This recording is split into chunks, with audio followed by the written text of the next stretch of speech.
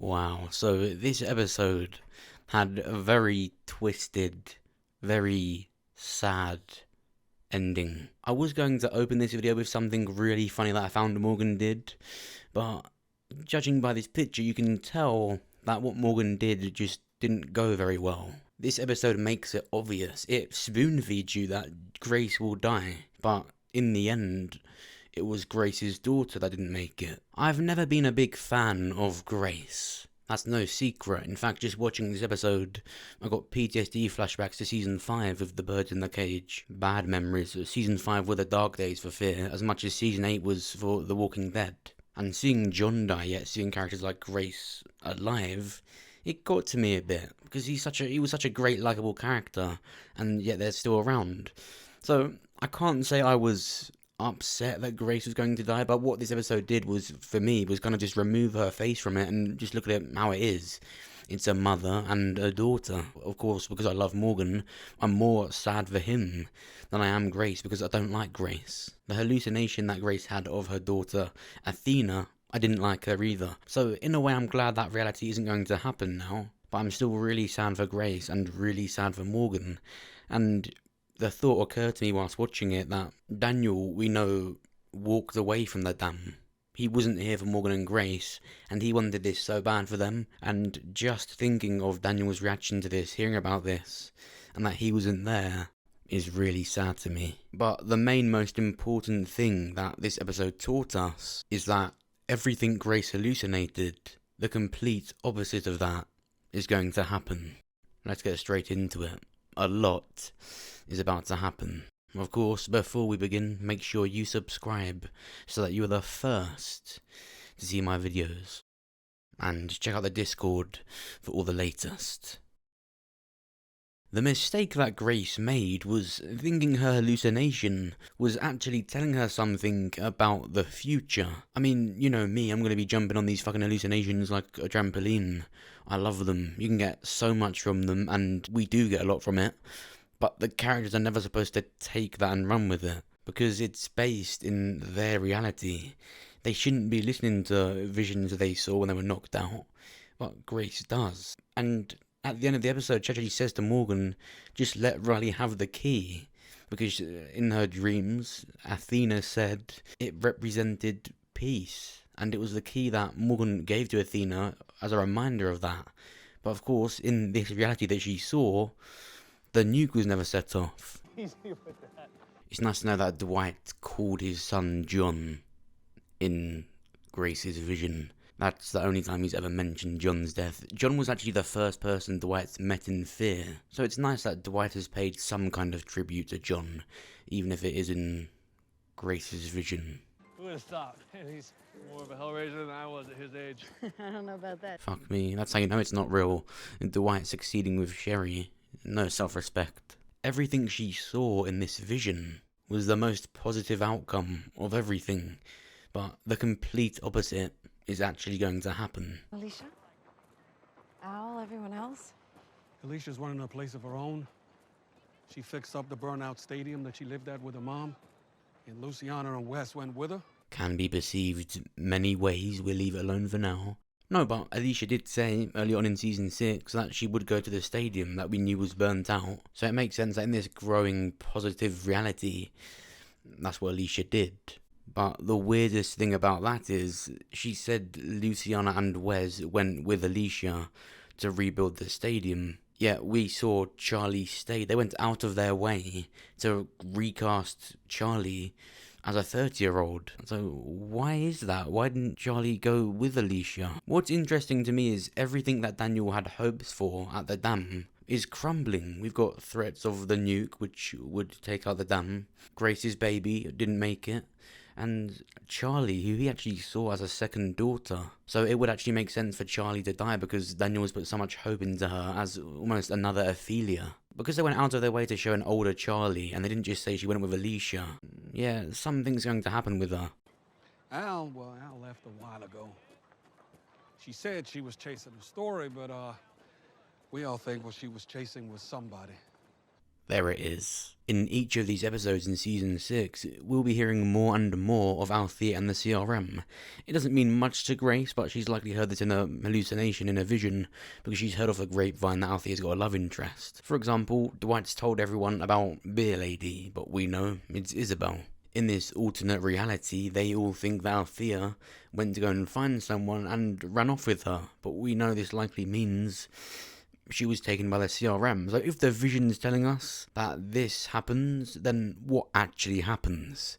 Well, someone's going to get taken, and we've already theorised that this will be Morgan, because of the way he's mirroring Rick Grimes. And even more so with Grace not dying, he's got his own Michonne now. In other words, he'll have a partner looking out for him, thinking that he's dead. Now that these people have the key, they will set this nuke off. So whoever's taken by the CRM, it will likely be because they've got no other choice but to go with them. Althea is the Jadis of this show, and I think she's going to take Morgan away as Jadis did to Rick. As much as I love this scene where Morgan defended Grace, it's actually really stupid. Morgan never wears this key, for a start, but he had it the moment Riley arrived. You know, the thing they're after. Riley and his men also used knives, yet came back later with a gun. Wouldn't you just wanted to hold Morgan at gunpoint in the first place? There's so many weird plot holes, and it's annoying because I love this scene, and I hate having to complain about it, but it's just, I'm not going to lie about it. I think it's shit that he had the key on him, and that Riley and his men used knives. I loved it, but maybe it shouldn't have happened. But there's something about this scene that I am happy about. Talking walkers. We've got nowhere to go. Now how about giving us what we came for? I got Spider-Man Disney XD vibes from that. I don't know why, it just reminded me of that. Talking walker, oh, it doesn't get much better. I never looked at Riley and thought, you're going to be the coolest fucking thing to ever happen in the Walking Dead universe, but here we are. I didn't think we'd see Morgan get Thanos either. Grace, come on! On your left. Grace sees a white horse, and that's something for me that confirmed that she or someone will die in this episode, because white horses represent death. I once saw it in Vikings when Ragnar saw one, when he was saying that I'm not going to get into that because I don't want to spoil anything for that, but white horses represent death, and it's something that I've seen TV shows do more than any other kind of form of media. The only exception I've seen of this, funnily enough, is Rick Grimes in his final episode. Now, he didn't die yet. That could have been like a red herring to make us think he dies, but again, we haven't seen the end of his story. At the end of this episode, once Morgan helps Grace have this baby, and it comes out not breathing, we see that even in Morgan's mannerisms and his reaction to this is exactly like Rick Grimes. He's getting more and more like Rick. With each episode, he's more and more like him. Oh, you're so beautiful.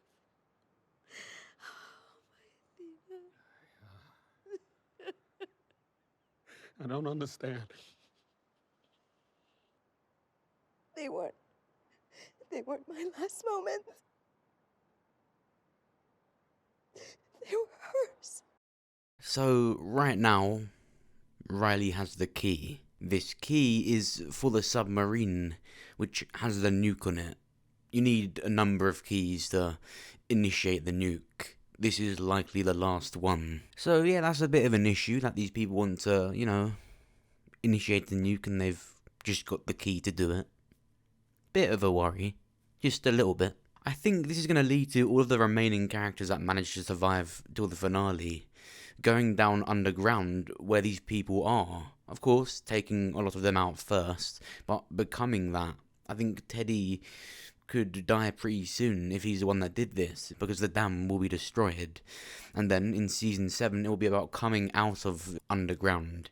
It will be a lot like Fallout, which is weird because I mentioned that in a video just recently, but it will be like that. The nuke was going to reset quite a lot of this area that they're in. A big part of it, a big part of it. They're going to have to stay underground for a while, then they're going to come out and it's going to be brand new, completely reset. Fear is quite inconsistent with how each season feels, but with what Season 6 has taught us Fear is, it's going to reset once again. Season 7 should be completely different.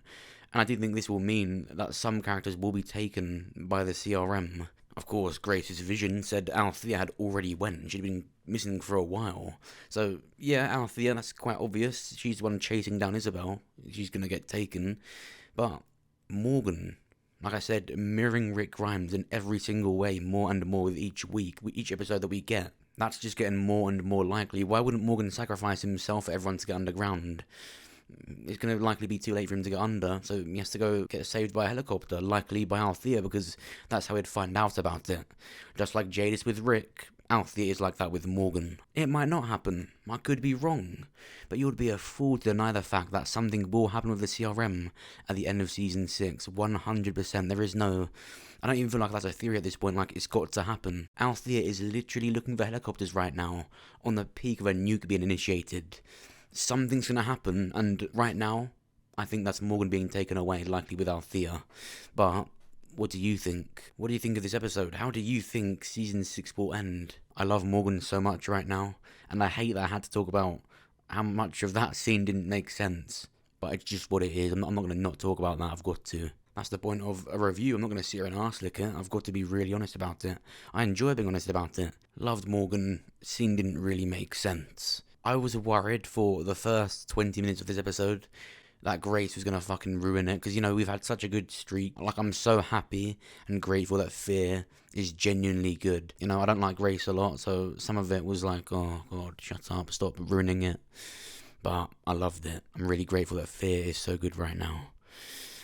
I think Morgan's about to be taken. The more I think about it, it's like an investment losing Morgan. You know, I don't really want to lose him, but we'd be giving Morgan away to then get something amazing with the Rick movies much later. So it's a sacrifice I think we can all make. I think we need to see more Daniel, more Strand, and hopefully some better scenes with Alicia.